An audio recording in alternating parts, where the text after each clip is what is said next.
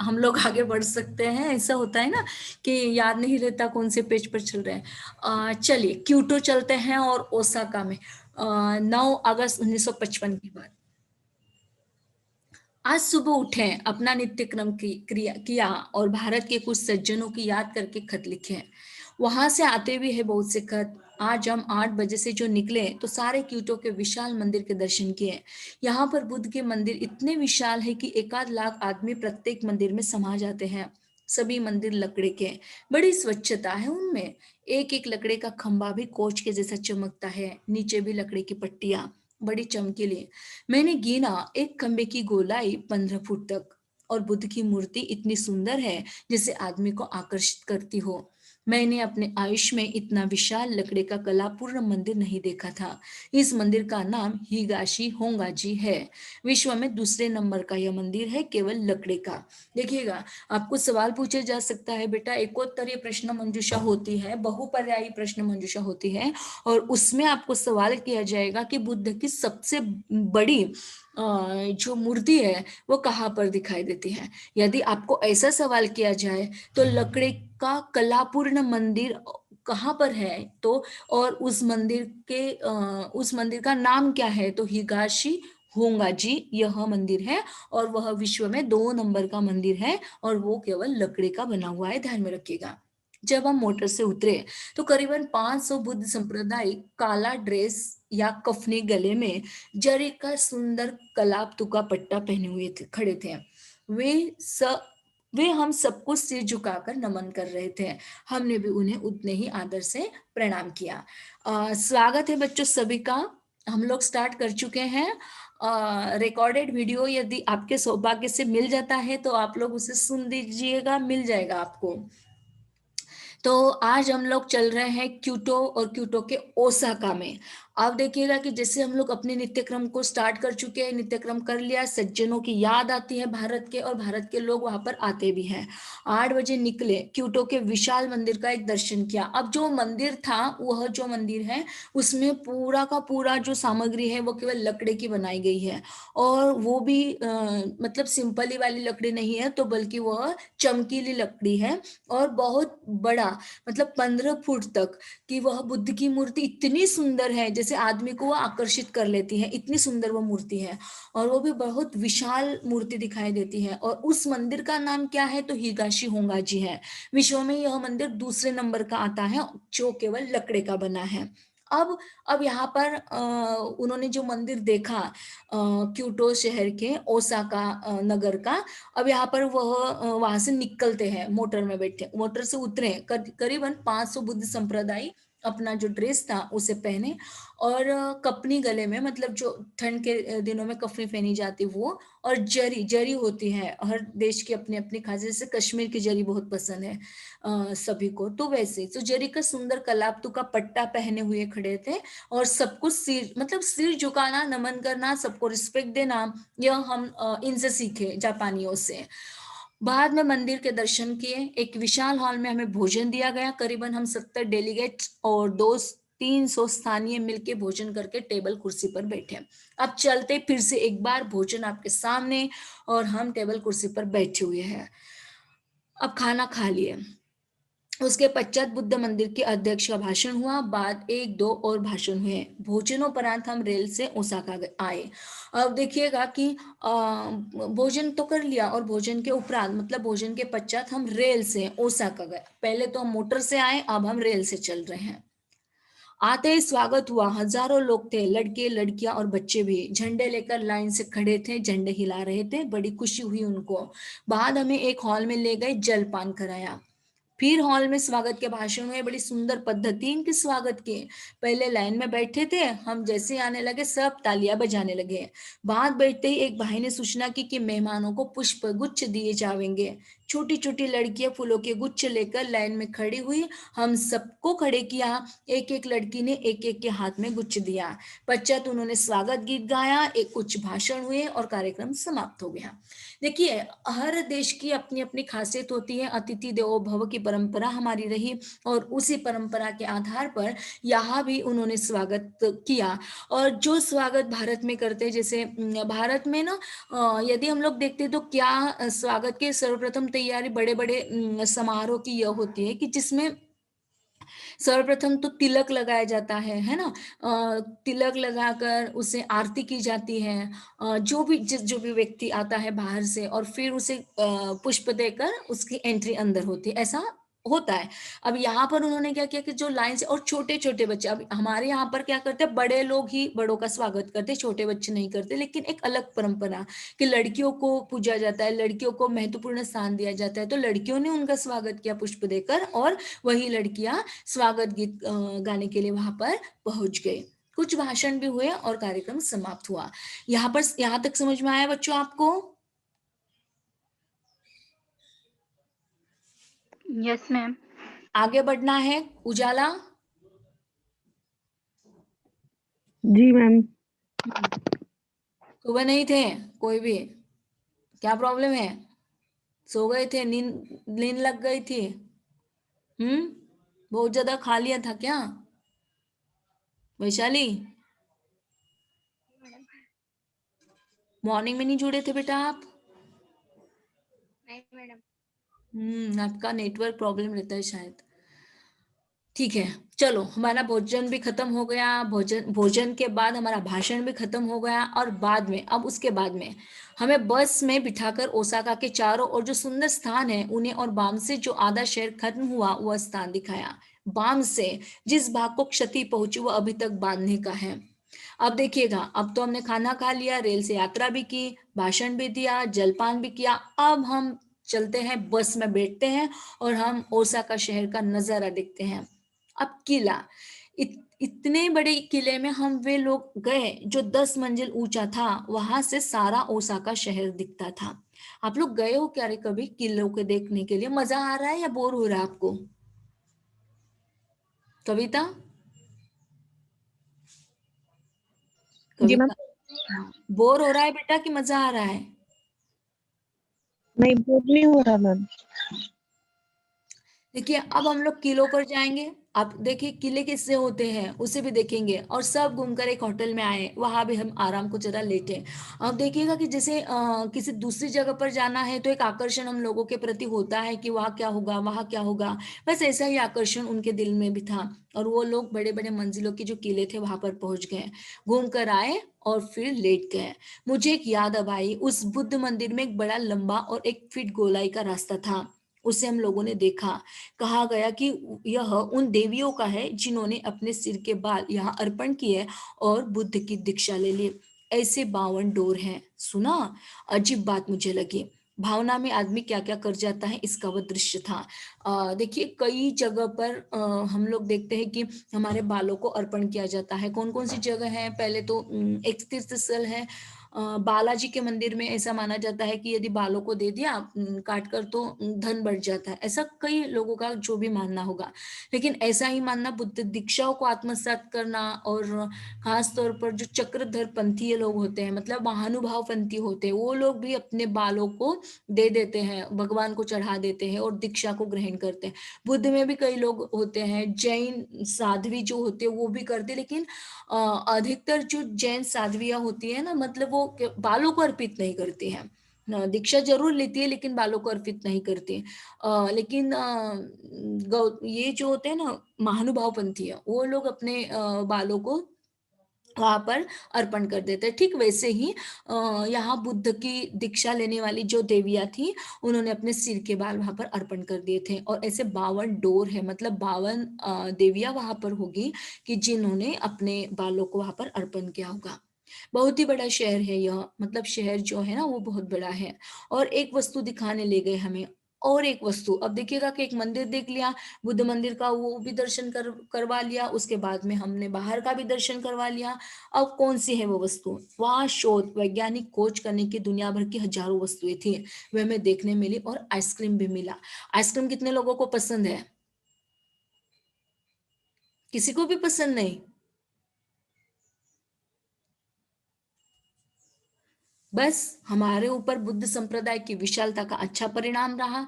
अब देखिएगा कि जैसे बुद्ध संप्रदाय का जो परिणाम था वह सब पर रहता है, और यहाँ पर भी उन पर जो अच्छा परिणाम था, क्योंकि उन्होंने देखा कि वो जो छोटी छोटी बच्चियां थी किस प्रकार से सबको लाइन में खड़े रहकर स्वागत करने के लिए लोलुप थे। और इतना ही नहीं तो उन्होंने स्वागत गीत भी गाया था। दुनिया भर में शोध वैज्ञानिक खोज करने के लिए जो चीजें वहां पर थी, जो वस्तुएं वहां पर थी, उनका भी उन्होंने दर्शन लिया, और उन्हें आइसक्रीम भी खाने को मिला। यहाँ पर हमारा ओसाका शहर की जो 9 अगस्त की तारीख थी वहां का दर्शन समाप्त हो गया। अब हम लोग सीधे चलते 10 अगस्त को। यहाँ तक क्लियर हो गया हो बेटा? तो हम लोग आगे बढ़े।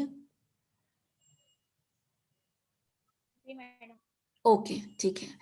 आज का भजन है 7:30 बजे और भाषण भी है। आज मेरे पास 10-12 अखबारों के लोग आए, बराबर फोटो लेने लगे। मैंने कहा भाई सबको छोड़कर मेरे पीछे क्यों पड़े हो? तब उन्होंने कहा हमें जिनका आकर्षण हुआ वहां हम खड़े हुए हैं। देखिए ये जो मीडिया वाले लोग होते हैं ना, बड़े अजीब होते हैं। उन्हें जो व्यक्ति पसंद आ जाता है ना, बस उसी के पीठ पीछे चले जाते हैं। जिनको आकर्षण है बस वहीं पर हम खड़े हैं। उन्होंने मुझसे प्रश्न पूछा, मैंने खुशी से उनके उत्तर दिए। वह सब अखबारों में आवेगा। बाद में चलने लगा। तब सब लोग देखकर प्रसन्न होते थे, और लोगों को बुरा लगा, और लोगों को बुरा लगेगा इसलिए मैं पीछे पीछे रहने लगा। मगर सब लोग मुझे आगे करने लगे, मुझ पर प्रेम करने लगे। ऐसा आज का किस्सा। कोई बात याद से निकल जाती तो आगे पीछे लिख लेता हूँ। 7:30 बजे मेरा प्रथम भजन बाद भाषण हुआ। बहुत बड़ा हॉल था, वह ओसाका की जनता से भरा था। यह भजन आम जनता के लिए था। मेरे साथ कलकत्ता के प्रोफेसर श्री चक्रवर्ती थे। देखिएगा कि जैसे यहाँ पर वो बता रहे हैं कि जो ओसाका शहर है, तो ओसाका के जो जो जनता है वहाँ के, और खास तौर पर जो जनता का जो साहित्य होता है या भजन सबको पसंद होता है। आज भी, आज तक तो शायद कोविड-19 की महामारी की वजह से जो वैश्विक महामारी आई हुई है, जिसके कारण हम लोग भजन भोजन एकत्रित नहीं कर पा रहे हैं। लेकिन जब जापान को निकलते हैं तो यहाँ पर भजन भी होता है, भोजन भी होता है, और साथ में भाषण भी होता है। तो जैसे ही वो बताना चाहते हैं कि भजन होता है और उसके बाद भाषण भी होता है, तो वो जो ओसाका जनता है वह निश्चित ही कहीं ना कहीं इनके प्रति, तुकड़ो जी के प्रति आकर्षित हो जाती है। और उनके साथ उस समय प्रोफेसर चक्रवर्ती थे। भजन भाषण के बाद हम जाते तक सब लोगों ने जोश में तालियां बजाई। बच्चे तो अपने हाथ से खंजरी बजाते थे। उस मालिक ने फिर फल खिलाए। जिस होटल में हम ठहरे थे वह आकर रहे। आज ओसाका में गवर्नर की हमारे साथ वालों की पार्टी थी। सवाल वही आया मेरे सामने, वेजिटेबल। आज तो अंडा परोसा गया एक पदार्थ बनाकर। मैंने देखा कोई दूध की चीज होगी। मैं तो खाने लगता, मगर पास के भाई सत्यानंद से मैंने पूछा। उन्होंने कहा है तो वेजिटेबल मगर अंडा है उसमें। तब मैंने कहा क्या अंडा भी वेजिटेबल में आता है? तब उन्होंने बताया नहीं, उनका ख्याल नहीं था। तब हमने वापस कर दिया। देखिए यहाँ पर खान पान के बारे में भी चर्चा कर रहे हैं हम लोग, क्योंकि उन्होंने बताया हुआ है कि जो खान पान की बातें होती है ये मनुष्य को कितना सतर्क बना देती हैं। आज ओसाका में बहुत बड़े प्रमाण में मीटिंग हो गई। सभी राष्ट्रों के प्रतिनिधि थे। सबके भाषण हुए। मलाया के रिलीजन मिनिस्टर श्री सत्यानंद इनके भाषण से समारोह हुआ। बाद सबको लकड़े का एक एक बंद डब्बा देकर भोजन कराया। फल एक लकड़ी सामान हाथ में लाकर पास आती थी। एक लड़की सामान हाथ में लाकर पास आती थी और बड़े ही प्रेम से उठाने लगती थी, मानो हमारी माँ बहन है, इतना उसमें प्रेम था। अ, देखिएगा कि जो साहित्यकार होते हैं, या हम कहें कि जो आध्यात्मिक प्रवृत्ति के जो इंसान होते हैं, उनका देखने का नजरिया लड़कियों को लड़कों के प्रति अलग सा हो जाता है। उन्होंने माँ बहन के रूप में कहा हुआ है। एक लड़की मतलब ऐसा माना जाता है कि जैसे केवल लड़कियों को देखा जाता है या किसी नारी को देखा जाता है, तो नारी केवल भोग विलास का साधन मात्र नहीं है दोस्तों। वह भी एक जीती जागती मूर्त है, और उस जीती जागती मूर्त को इन्हीं लोगों के माध्यम से प्रमाण प्राप्त हो जाता है। तो यही उन्होंने उस जो लड़की उनके हाथों में सामान देती थी, वो प्रेम से उठाने लगती थी, तो जैसे लगता कि यह हमारी माँ बहन है। अब भोजन भी कर लिया। भोजन के पश्चात हम चले रेल से, चले स्टेशन पर काफी लोग पहुंचाने। अब देखिएगा कि जैसे अपने होते हैं ना, जिसमें प्यार होता है, अपनापन होता है, तो ऐसे ही छोड़ देते हैं क्या? नहीं। जब मासी आती है तो उनमें ज्यादा प्यार होता है, तो उसको छोड़ने के लिए स्टेशन पर जाते हैं। शायद ही यह प्यार चाची के रूप में होता है, पता नहीं, आपको पता होगा।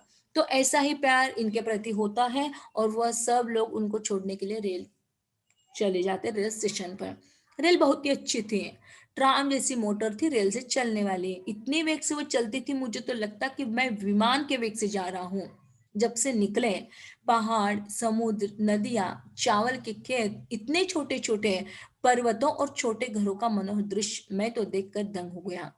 पर्वतों के बीच में रेल गई, अंदर से करीबन 2-2 मील की, 4-4 मील की वहां गहरी खोरी। जमीन में से जाने वाला वह रास्ता इतनी सीधाई में खोदा था कि 4 मील का प्रकाश उसमें दिखता था। दोनों तरफ इलेक्ट्रिक की बत्तियों की लाइन, और बीच में वह प्रकाश सूर्य जैसा दिखता था। बड़ा ही अनोखा वह सीन था। क्या आप लोग ऐसे गए हो किसी जगह पर कि जहां पर पर्वतों के बीच में यह रेल अपनी जाती है, रास्ते निकलते हैं? याद आ रहा है बेटा आपको किसी को? एक इंसिडेंट बता दीजिएगा, हम लोग आगे बढ़ेंगे। किसी को याद है कि हाँ, हम मैडम गए थे उस जगह पर, और ऐसा पर्वतों के बीच में रास्ता निकलता था। ऐसा भी होता है कि कई उस जगह पर इलेक्ट्रिक की बत्तियां की लाइन लगती है, और ऐसा लगता है कि प्रकाश सूर्य की जैसा दिखता। बड़ा अनोखा सीन है। क्या आपको याद आ रहा है कोई एक सीन, कोई इंसिडेंट याद है आपको? उजाला, सुन रही हो? जी मैम।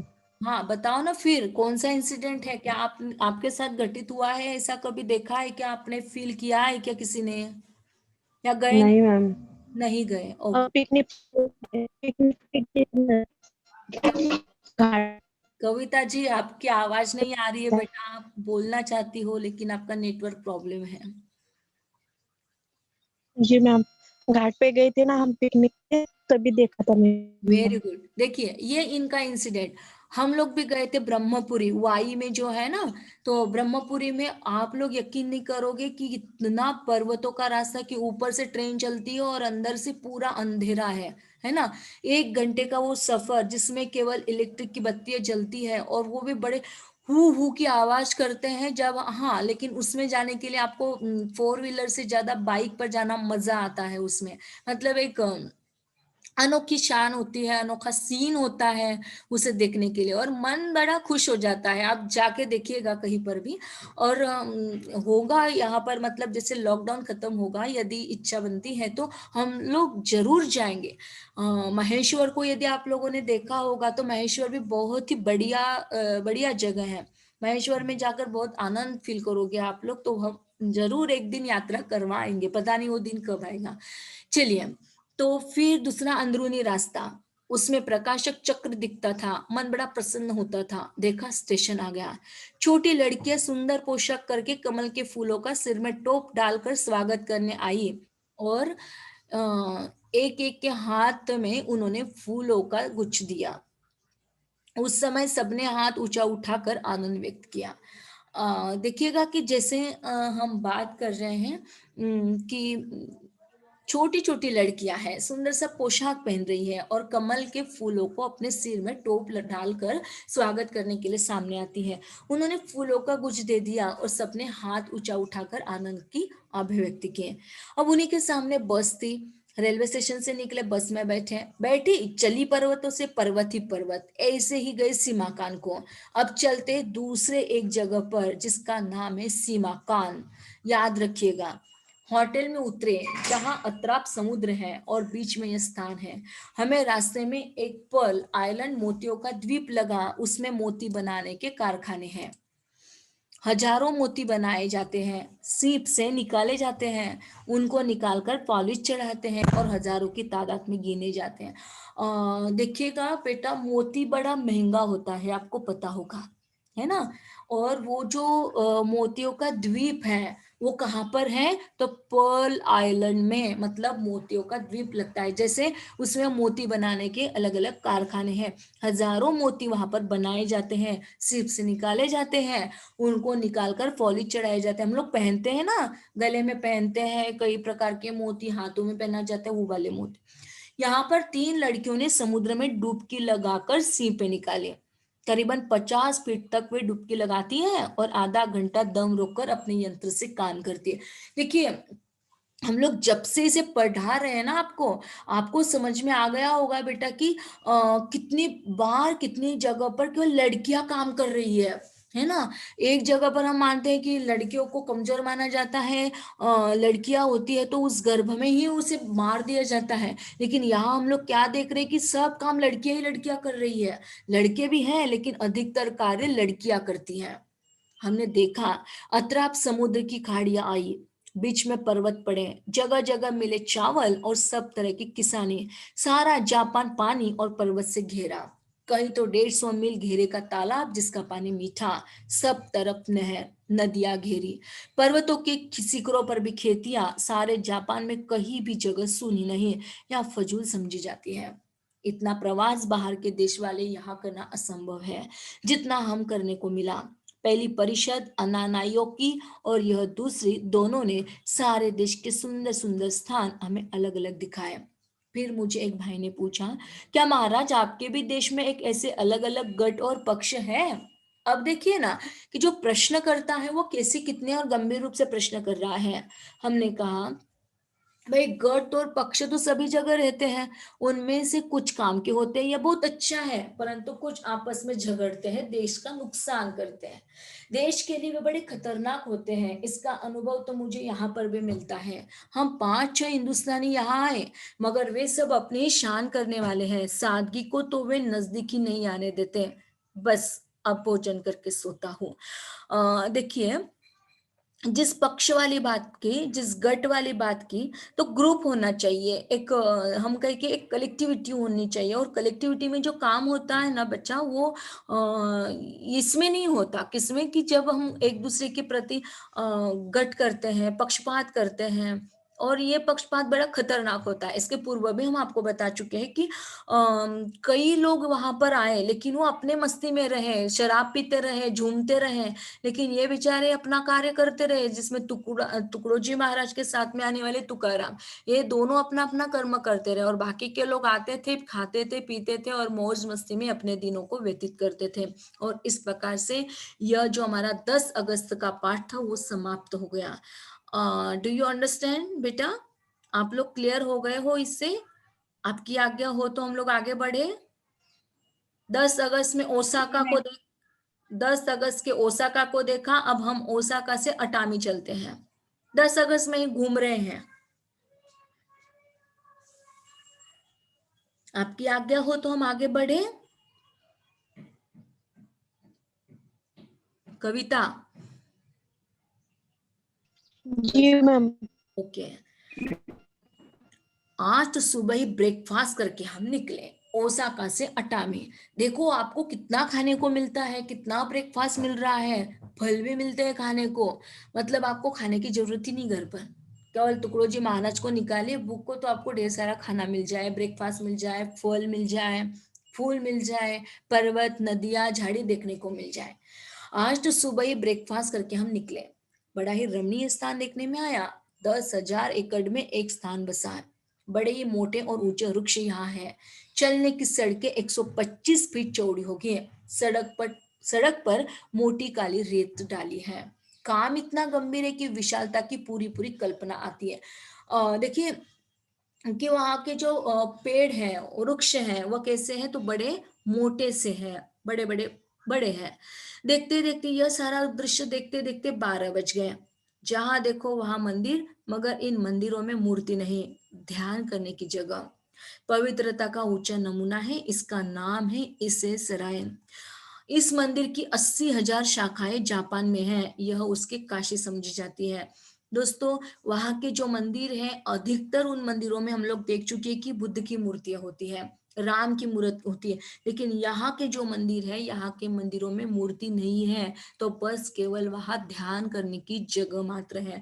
और देखिएगा कि ध्यान करते समय कोई भी व्यक्ति किसी भी जाति का, किसी पाति का, किसी गरीब अमीर का भेदभाव नहीं होता। नो वह उच्च स्तर का होता है, उच्च जाति का होता है, नहीं बस निम्न स्तर का होता है।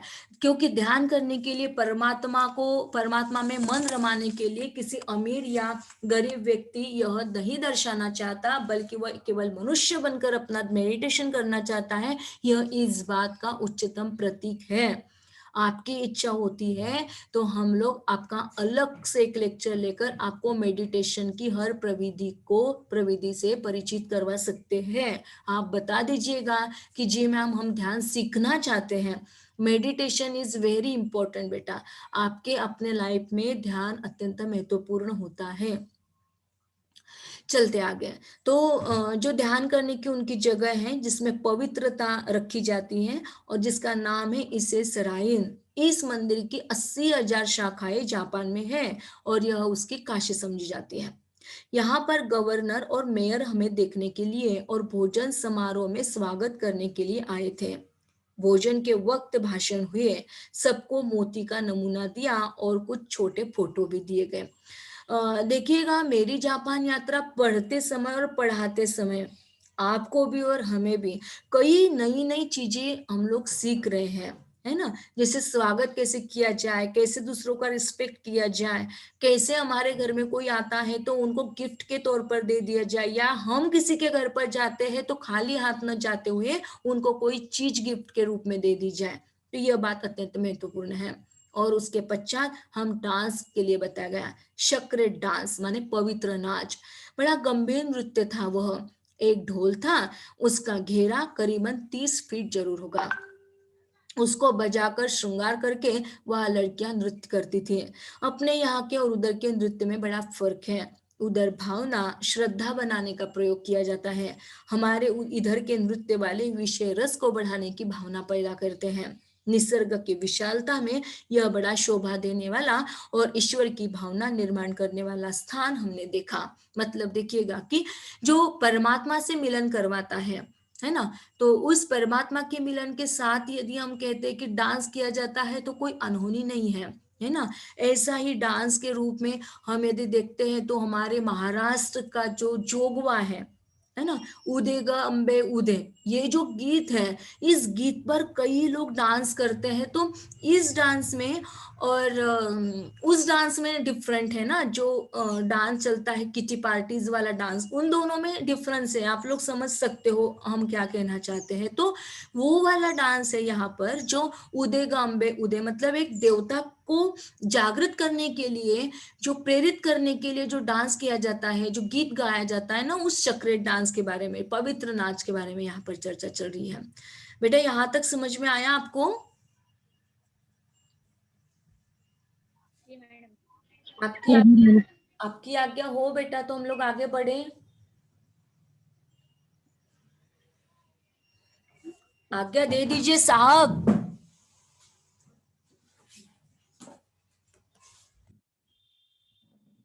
आपकी आज्ञा है? जी मैम। धन्यवाद बेटा, बहुत बढ़िया। अब हम लोग आगे बढ़ते हैं। तो ये ठीक है, आकलन करने का इनका मिजाज बड़ा ठंडा है। एक छोटी सी बात को बड़ा लंबा बना देते हैं, बढ़ा देते हैं। फिर यहाँ से चले रेल पर। 1 घंटे में रेल बदलनी पड़ी। बड़ी जोर से चलने वाली ये रेलें हैं। जहाँ ठहरना है वहां पहले ही लाउड स्पीकर से गार्ड सूचना देता था कि अब 10 मिनट से आपको उतरना है। तब लोग होशियार होते थे। जैसे बस में बैठे कि एक लड़की चलते चलते उस जगह को बताते चलती है, वैसे रेल में भी होता है। आज तो जब हमारी बस चली तब सबने एक एक गाना बोला और फिर मेरे पर बात आई, तब मैंने भजन बोलने पर सब लोगों ने तालियां जोर में बजाई। देखिए, जैसे गाने की बात आती है ना, फिल्मी गीतों की बात चल रही है, सब लोग अपना अपना गीतों को प्रस्तुत कर रहे हैं। लेकिन जब ये बात तुकडोजी महाराज पर आई तो वो फिल्मों के गीतों को तो नहीं आत्मसात करते थे, जानते थे, लेकिन हाँ, उन्होंने भजन को बोल दिया और सबने उनकी बड़ी सराहना की।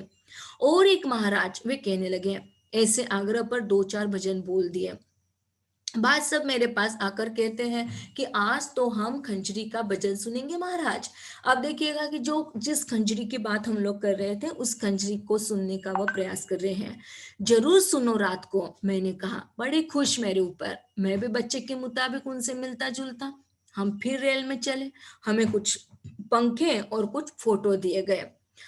आते आते लोग बड़े हृदय से देखते थे, मगर वहां के जो कुछ भारतवासी थे उनको ठीक नहीं लगता था, क्योंकि उनको भी मेरा परिचय ज्यादा नहीं था। देखिएगा कि जो भारतीय लोग होते हैं उन भारतीय लोगों की आदत कैसे होती है ना। ईर्ष्यालु लोग होते हैं और परिचित न होने के कारण आकर्षित नहीं होते हैं। लेकिन इनका भी परिचय नहीं था, जापानियों का भी परिचय नहीं था, लेकिन कैसे उनके प्रति आकर्षित हो गए। अच्छा, आया होगा भारत से कोई, ऐसा भारत लोग के लोगों ने देखा, सुना और उनको अनदेखा कर दिया। वहां का गवर्नर मिला, तब उसने तुकाराम जी द्वारा मुझसे कहा, आपकी फोटो और कीर्ति अखबार में सुनी। बाद हम नागोया गए। वहां स्टेशन पर ठहरकर अभी अटामी जा ही रहे हैं, वहां के मेयर ने मिलने को बुलाया। यह विश्व शांति परिषद शांति देगी तब देगी, मगर हमारे साथ सारे राष्ट्र के लोगों से प्रेम तो जरूर पैदा कर रही है। देखिए, जिस विश्व शांति की बात करने के लिए इतने दूरों तक परिषद लेने के लिए पहुंच गए, तो उनका कहना है मेयर का, नागोया शहर के अटामी का, तो वो कहते हैं कि ये जो विश्व शांति है जब फैलेगी तब फैलेगी, लेकिन हमारे यहाँ पर प्रेम को निश्चित ही पैदा होना आवश्यक है। यहाँ भोजन के वक्त एक भाई बोला, विश्व शांति कोई आसान नहीं, मगर उसका यही रास्ता हो सकता है जो हम कर रहे हैं। मतलब विश्व शांति के जो सेवा मंडल का भाव है, क्या यह वही है कि जो हमें शांति प्राप्त होगी। अटावी स्टेशन पर उतरने के साथ वहां के मेयर ने बड़े प्रमाण में स्वागत किया। लड़कियों ने पुष्पगुच्छ दिए, मेयर ने थोड़ा भाषण दिया, फिर होटल में उतरने गए। यह होटल विशाल समुद्र के किनारे बसा हुआ है। यह सब मैं मेरे कमरे से देखता हूँ तो आकाश में और समुद्र में कोई भेद नहीं दिख पाता। रात को फिर भोजन के समय बाई इलापाल चौधरी का भाषण हुआ। हमने अब निश्चित किया कि उसी को सामने करते जाना, क्योंकि यहाँ हमारी एक ही महिला प्रतिनिधि आई है और महिलाएं तो कार्यक्रमों में ज्यादा आती हैं। मैं तो पीछे पीछे ही चलता हूँ, मगर यहाँ के कार्यकर्ता मुझे खींच कर ले जाते हैं। भाषण के पश्चात इस अटामी शहर का सिनेमा दिखाया गया। एक बड़ा ही सुंदर शहर। यहाँ निसर्गता गर्म पानी के झरने हैं। गर्म पानी का झरना हमारे महाराष्ट्र में कहाँ है, बताओ, है या नहीं है? और है तो कहां पर है? मतलब एक प्रश्न का आसान सा जवाब मिल जाए कि है, कहाँ है बताओ। Manudevi ma'am. Very good. Manudevi के पास में एक उनबदेव करके है ना। उनबदेव में इस प्रकार गर्म पानी का झरना होता है। अटामी शहर में चलते 12 अगस्त की तारीख है और 12 अगस्त 1955 अटामी हो क्या ना। आज मैं सुबह उठकर बैठा, जरा पैर में गोला आया था। दिन भर बैठे बैठे और मोटर में रेल में बैठे बैठे थका सा हो गया था। यह सोने की गद्दियां बड़ी ही नरम है, मुझे वहां उस पर नींद नहीं आती है। मैं अपना नीचे ही सो जाता हूँ।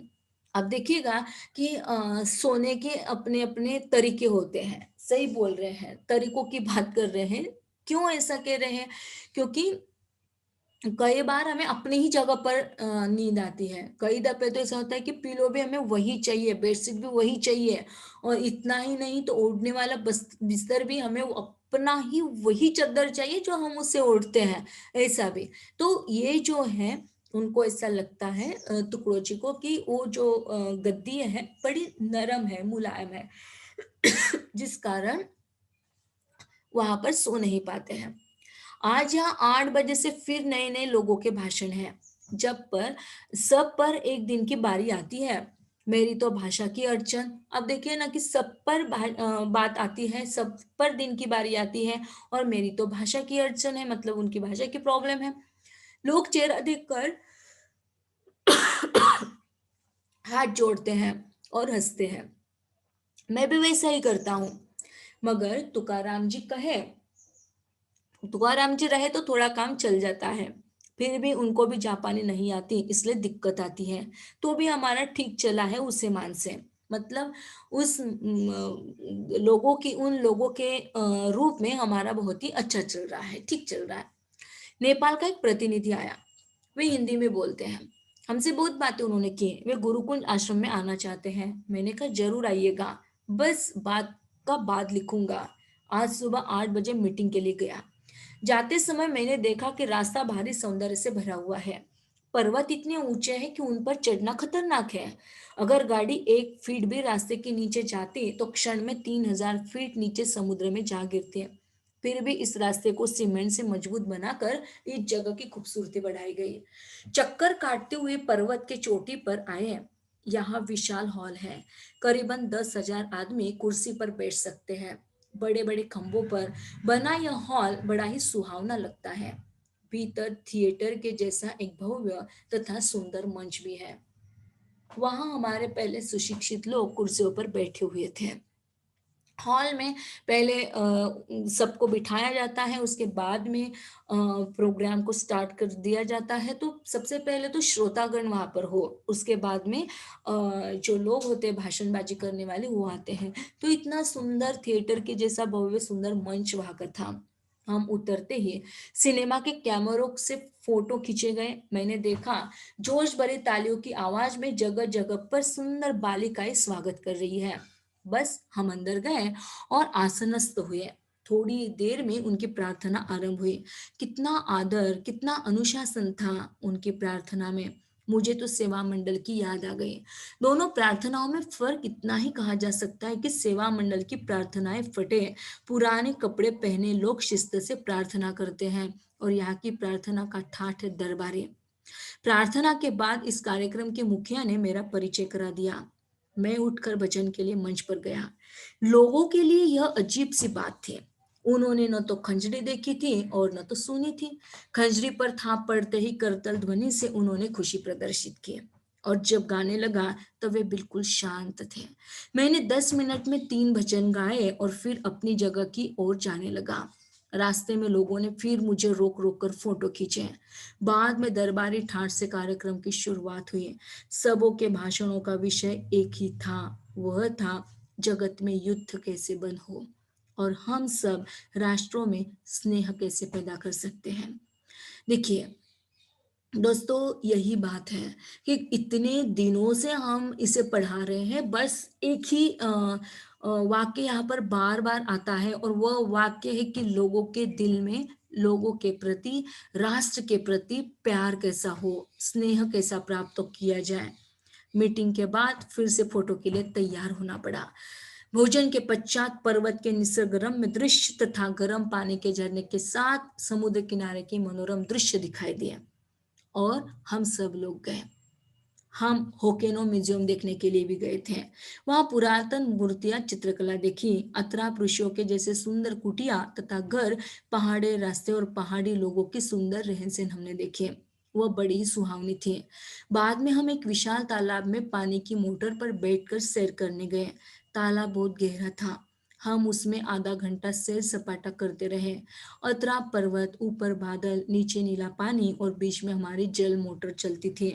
तालाब का नीला पानी हजारों लहरों के रूप में उछल रहा था। पर्वतों की विशेषता यह थी कि वे सुंदर वृक्षों से हरे भरे दिखाई देते थे, और वे भी कितने सुहावने। उन्हें देखकर दिल भी